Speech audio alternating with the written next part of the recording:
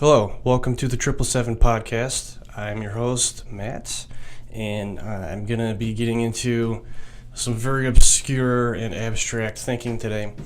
And if anybody has any questions or comments, or who would like to engage with this conversation, leave me a comment. I would really appreciate any feedback. Again, these are very abstract, but common ideas. And so let's just get into it. Are we artificial intelligence? Artificial intelligence in our idea, in our modern world, is a type of technology. You know, giving a computer artificial intelligence implies that there is something programming the artificial intelligence. You know, if we were to try to describe what a computer was 10,000 years ago, how would the ancients actually describe it? You know, to me, a psychedelic experience, an undeniable psychedelic experience, is pushing the boundaries of your perception and is extremely uncomfortable and terrifying. It can be completely terrifying because when you're shown that your thoughts and views on reality are completely wrong and you believe in a lie, it shakes you up. It shakes you up. So are we artificial intelligence? It's very possible. It's very possible, and I want you to try to strip down your thoughts of what certain definitions that I use. I want you to try to strip that down, because just to convey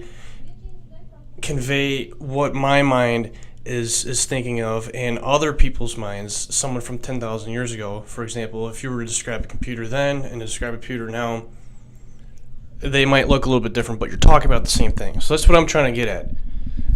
I want to try to get at that your understanding of artificial intelligence is not necessarily has to do with artificial intelligence. Can be biological as well as artificial. So I'd like to tie this idea of if we are artificial intelligence, I'd like to tie that in with simulation theory. Simulation theory, of my understanding, and I'm sure there's different variations, but simulation theory basically says that your life, my life, your understanding of all that you think that you know is not real. You know, more or less your reality is a video game. Your reality is a hallucination. Your reality is a simulation. You know, you're born and you're conditioned to think and live a certain way, and then you're an adult, and then you live through life and you make choices, and then you die. And then you die. And is it possible that when you die you wake up? You wake up and you realize that you're in a doctor's office and there's people around you and they say, well, how was it? How did it go? And you're confused and your memory is, you know, it's one scenario. Or it could be totally drug induced. You know, you're sitting around with your buddies and you go through your whole life. My life is Matt, and then I die and I wake up on a couch surrounded by people and I'm smoking DMT.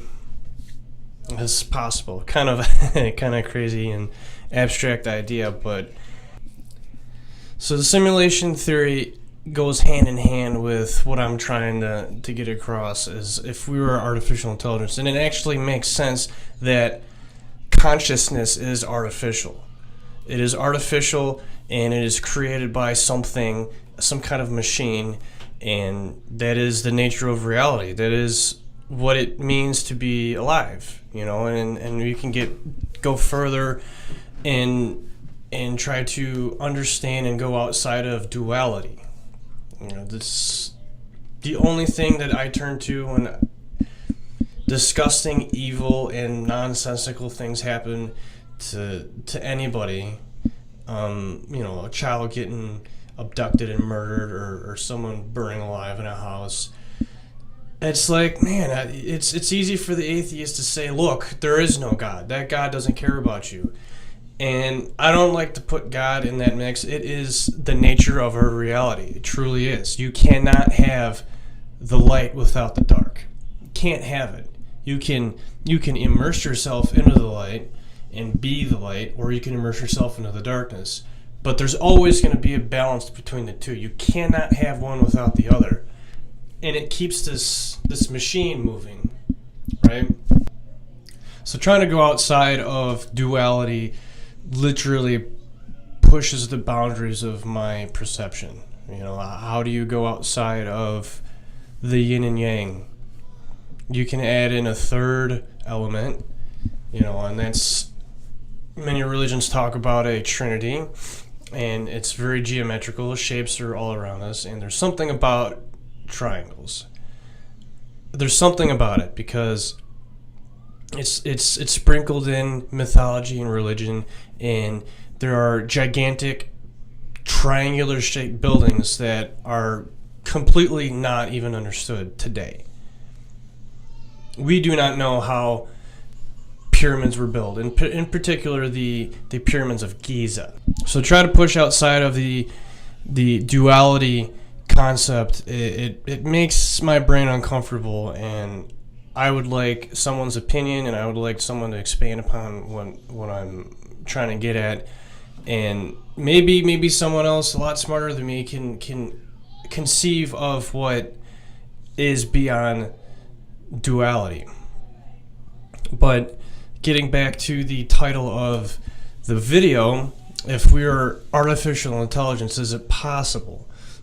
Yes, of course it's possible. And you just have to strip away your understanding of certain words. Your understanding of artificial intelligence is robotic, and it has to do with computers. And again, like I said earlier, it's possible that artificial intelligence isn't necessarily artificial. It can be organic. It can come from nature and of the earth. And it's very fun to think about, and a little disturbing, to be honest. But if you go back in time, we don't know much about our race. We know very little, and in fact, up past 6,000 years, it gets really sketchy. It gets really sketchy, and even just 1,000 years ago or a couple thousand years ago, it gets really sketchy. Information is definitely lost, and unless you preserve knowledge, it's going to go away. It's going to go away, and the people in the future are going to know nothing of it. So we're very lucky that someone, a group of people, took very serious work into preserving knowledge for future generations. That is what pyramids are. That is what a lot of monuments are, is a preservation of information and knowledge like a time capsule. It's literally, in my opinion, that is a big part of what's going on. And it's also why you find pyramids all around the world. It's not just on one continent. It's not just in Egypt. It's everywhere. They're everywhere. Why? It also implies that someone around the world was traveling around the world and spreading these ideas to the local population. But I'm not going to get too deep into that. The fact that the human race is branched from other human species completely blows my mind away. And to think that Neanderthals are a real thing, that they're another human species that are almost identical to us, but a little different. What if Neanderthals still existed? Like, you think racism is bad now? What if Neanderthals were? It would be a complete shit show, and murder and slavery would definitely be applied. But there was a time where Neanderthals, Homo sapiens, interbred. They're human enough, they're genetically close enough to us where we can breed with them. What? And that is the story, that is the beginning of the human story. Is first of all, we're hybrid beings. We are hybrid beings through genetics. Through genetics and I'm not going to say genetic manipulation. That's a whole other topic. But through just natural progression, the interbreeding between humans and Neanderthals over tens of thousands of years, I'm sure, at least maybe longer, you get a certain branch of humans. And that leads me to believe that there are humans, there are Homo sapiens, there's Neanderthals. Denisovans is another species that we know nothing about. We only know about them because a tip of a pinky bone was found in a cave, and it was tested, and they found out that it was a completely new human species. To think that we had all lived and coexisted at one time and interbred, that's a big part of our history. How much of our history is unknown? Most of it. Most of our history is completely unknown, and that is one of my main missions of this podcast, is to try to just appreciate and even think about how much of our history is gone. And I'd like to build an infrastructure, and maybe we can get some of the pieces back, and we can have a correct timeline, because the timeline, as far as civilization, is pretty good. You can't say that it's all bullshit. I'm not one of those conspiracy theorists. It's not all bullshit. Archaeologists and paleontologists and anthropologists aren't just making shit up. But that doesn't mean that what is understood about our past it's the full picture. There's always going to be room for new information to come in. So that is my main objective with this podcast. And if anybody has any questions, if anybody would like to engage with me, I would love it. If you know me personally and you want to sit down, I would love to get a table and just have a conversation with somebody, because, to be honest, talking to myself is a little boring. I would really like to have someone to talk to, because nobody wants to talk to me about this shit. Nobody wants to talk about pyramids. No one wants to listen to this, which is fine. It's very unusual, and kind of, some people think it's weird, but that's cool. There's got to be someone out there who wants to talk to me about this stuff. So, yeah. I'm going to leave it there. I hope you enjoyed this video, and be sure... I'm going to stop it there, and I hope you enjoyed this, and thank you for watching. And be sure to look out for other episodes, because I'm going to start pumping these out regularly. And also, I'm going to be starting another, probably a playlist, where I'm going to put my music on there too. And so just be looking out. Just look out for that. Okay? Thank you very much, and have a good day.